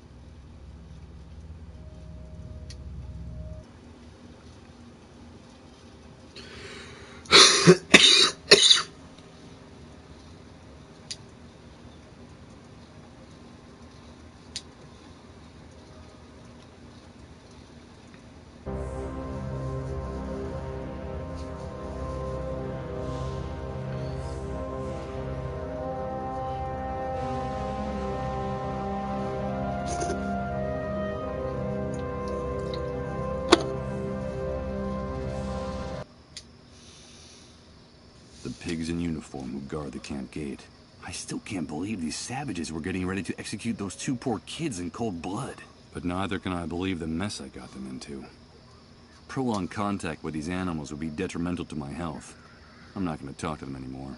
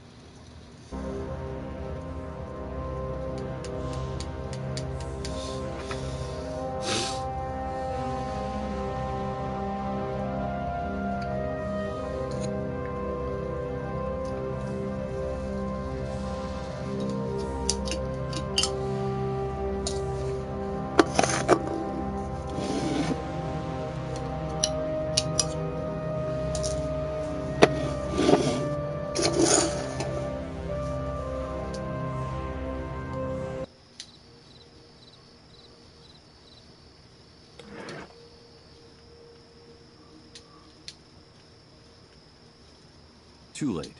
Covering it now wouldn't do any good. The water from the tank already damaged the generator.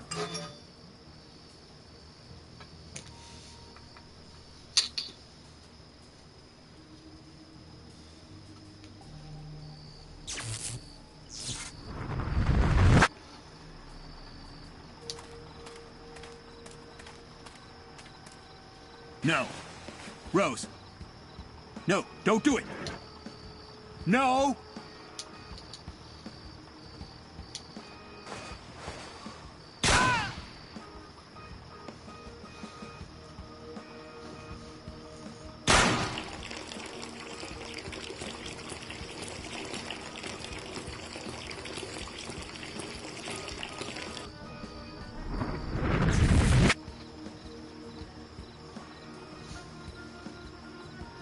I can't believe it. It seems like the generator is intact and working perfectly. I don't know. This whole thing is totally insane. Okay. First, I'll unplug the cables that connect it to the trailer.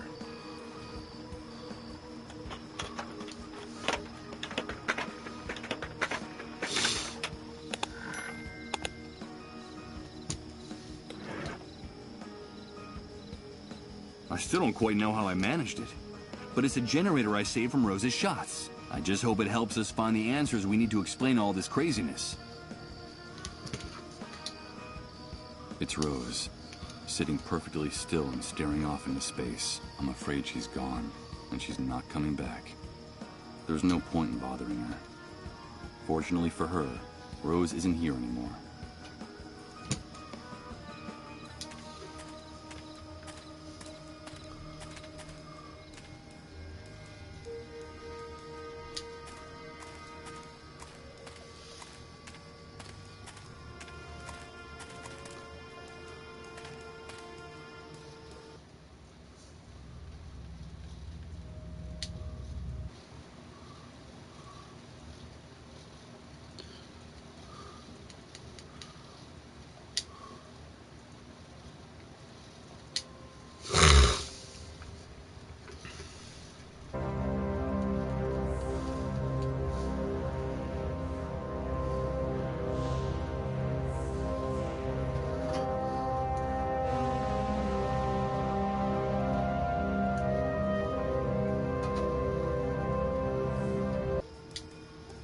Pigs in uniform who guard the camp gate. I still can't believe these savages were getting ready to execute those two poor kids in cold blood. But neither can I believe the mess I got them into. Prolonged contact with these animals would be detrimental to my health. I'm not going to talk to them anymore.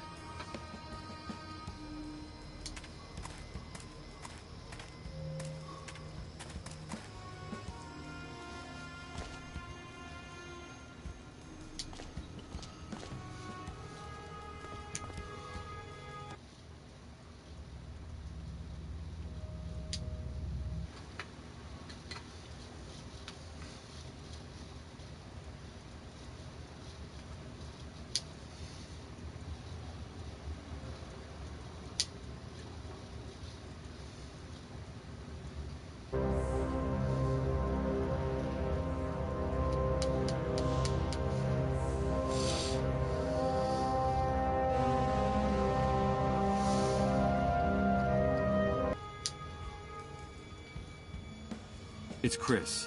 He's impatiently waiting for that electrical generator so we can uncover the secrets in the Army report. It's amazing that despite the tragedy, Chris hasn't lost his passion for what he does. Investigative journalism. Casting light on the world's mysteries. I guess that's his entire life. I brought the generator you need, Chris. Great, Michael. I knew you could do it. Give me a few minutes to set up the computer and open the report. While Chris was getting everything ready, I decided to sit down in one of the armchairs in the office. I was exhausted.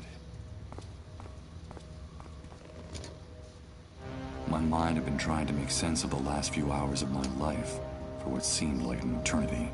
The first hours following my bitter birth in this new world. But how could I judge the new world if I could barely remember the old one? The only thing I was sure of was that we had lost something very valuable along the way. The photograph of our life, overnight, had turned into a dark, blurry, sepia-tinted image. All of civilization had drowned under the Great Wave, and the only thing left on the beach were its remains. But no, I was fooling myself. I was already lost before the catastrophe. To tell the truth, all the other victims of the Great Wave have been luckier than me. They still dreamed of returning to their lives. Mine had already been broken a long time ago. Did I really stand a chance of recovering something I'd already lost forever? What type of strength, what type of miracle could ever give me that second chance? Michael, wake up! What's happening? The report, Michael. It's the report. I was going over it while you were sleeping. It's incredible. It's way beyond our expectations. You're gonna think I've gone crazy, but I don't even know where to start. How about at the beginning? Okay. It's the dead synchronicity point. The entire universe is changing, and we're going to witness it. We're going to be witnesses. And victims. Witnesses? Victims? But what the hell are you talking about? What is this dead synchronicity point? It's hard to explain. You're a photographer, so I'll try this analogy. Imagine a person's life chronicled in photographs. Up to now, and according to the rules that governed our universe, we were all subject to certain very specific temporal rules. Past, present, and future. That's all there was to it. So, the first thing we'd find would be a photo of the person as a newborn, then another on the person's 6th birthday, then another in college, and so on. Then we'd see photos of the person's wedding, children, old age, death. All in logical, linear, chronological order.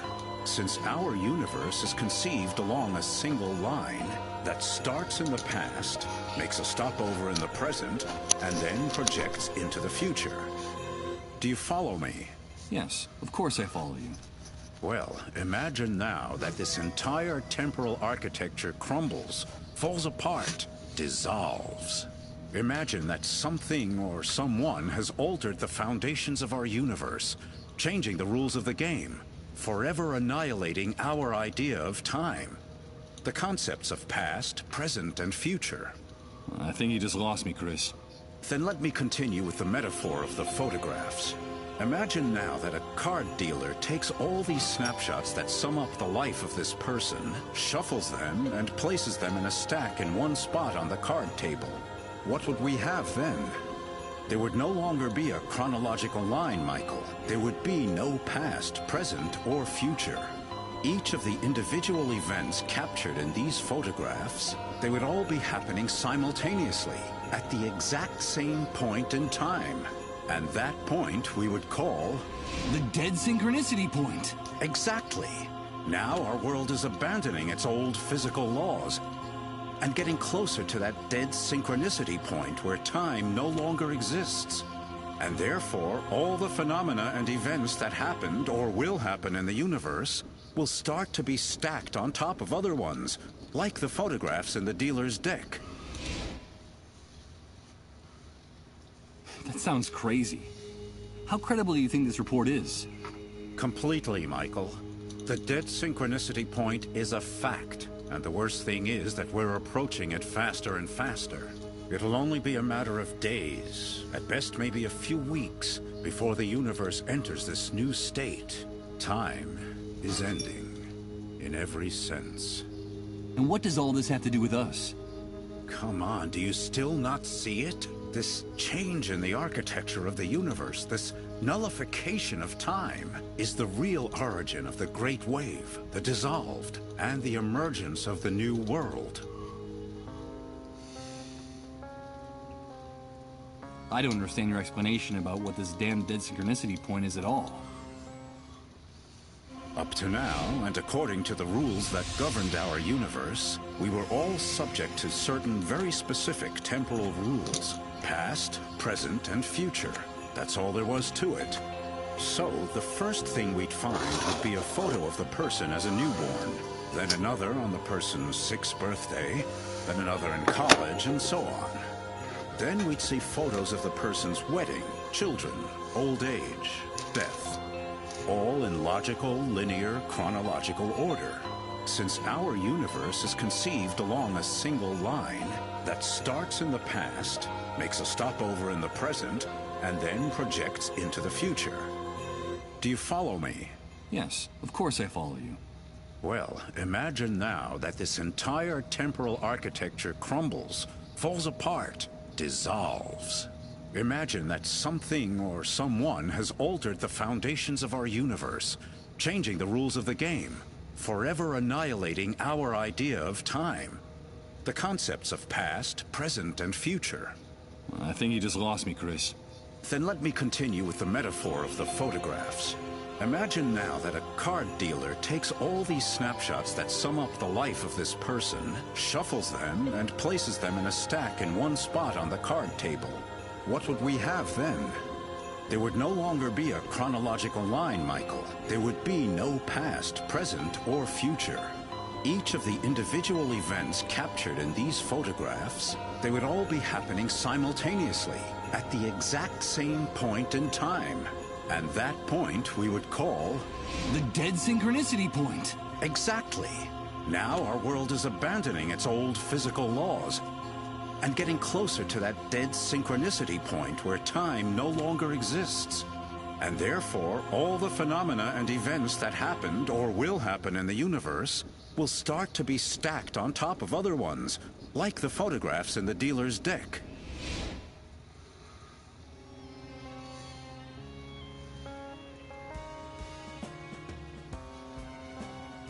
So, the Great Wave was caused by this approach to the dead synchronicity point? Yes, Michael. The Great Wave was the first manifestation of our universe's approach to the dead synchronicity point. That's why the catastrophe struck at the same time all over the planet. It wasn't just a local occurrence. It had global dimensions. It was the first clear and obvious sign that something was going wrong. And it brought chaos and misery to the world, as you've been seeing yourself since you woke up.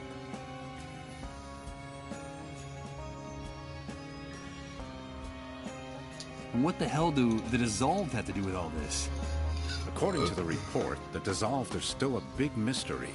There isn't much information about them, or their disease. What we do know is that they are people who are especially sensitive to the dead synchronicity point. And that is what's so tragic about them. Especially sensitive? Of course. This transformation, this radical and overwhelming change in the basic structure of the universe is totally incompatible with human life. We're condemned to die, Michael. Each and every one of us. That's terrible. How can you be so sure of that? If you think about it rationally, it's obvious. Our bodies are the product of hundreds of thousands of years of evolution, of a gradual and precarious adaptation to the environment, the universe, and its physical laws. Reaching the dead synchronicity point, the annihilation of time, we'd need another 100,000 years to adapt to such a drastic change. And what do you think will happen to the human race, to each and every one of us when this process concludes? I'll tell you, our primary metabolism will go into a state of shock. Our entire cell structure will be jolted so profoundly and so violently that what we now call our bodies will lose all coherence, leaving behind just a brown puddle as evidence of our existence. We'll dissolve. Those poor, sick people. Indeed. According to the report, the Dissolved are simply pioneers, people who are ahead of their time, the vanguard of the human race in its final extinction. That's why some cases started cropping up so early, even before the Great Wave. Their illness was the harbinger of the enormous explosion that was to follow. It preceded it by hours, even days. And that's why the cases are multiplying exponentially as we get closer to the end. Do you understand? We'll all end up turning into Dissolved. The last time we spoke, you told me that there could be a solution. A way to reverse all this madness. Yes, and that's the best part of the report. Theoretically, Michael, and paradoxical as it may sound, our progress toward the dead synchronicity point also brings the opportunity to change things, to turn the process around and return to where we were before our world collapsed. And how would that be possible? By penetrating the very center of the anomaly, the deepest nucleus of dead synchronicity, and arriving at the point where time is just starting to fold back into itself before the process is completed. If, inside the dead synchronicity point, each and every one of the events that have happened or will happen in the universe unfold, then surely it must be possible to gain access to the moment when something or someone triggered the catastrophe and stop it. I can't believe what I'm hearing. You're talking about time travel. Yes. I'm talking about the possibility of accessing the past to save our present and our future. of turning the Great Wave and all its consequences into a mere nightmare that never actually happened. The report talks about the hypothetical existence of a door leading into the very heart of the dead Synchronicity point. A door to each and every one of the snapshots of the past, present, and future of our universe. And if, through that door, we had a chance to access the precise instant when everything went haywire, then we might be able to change things. Michael, that's what we've got to focus on in whatever time we have left. But I have to continue studying this report. I'm sure there are more answers in it. And you have got to help me. You're telling me that the dead Synchronicity point is the origin of all this chaos? That our only chance of salvation is a theoretical journey to the past? Or sooner or later we'll all be obliterated? Like those poor dissolved? That's right, Michael. So we'd better get to work on it as soon as possible. By the way, the report also mentions another very interesting thing about the dissolved. What is it? It seems that in their trances, through their trips to the underground highways, the sick form a strange relationship with each other. It's as if the disease unites them, regardless of any physical distance that might separate them. The report is very unclear on this point, but it seems as if the dissolved are somehow linked, connected. My God. That can't be. Remember. Please, remember. Everything fits now. Everything makes sense. Please. Enough. My head. Emily asked me to tell you that we're connected, Michael. We're connected. Michael, what's going on? Chris, get one of those tests ready. Fast. But what for? You don't think that you're also... Do as I say. Okay. Give me your hand.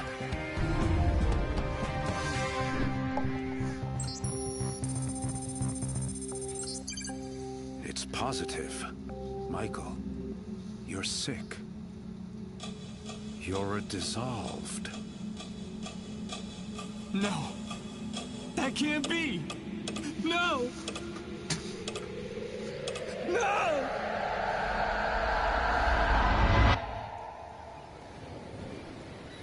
Michael. Michael.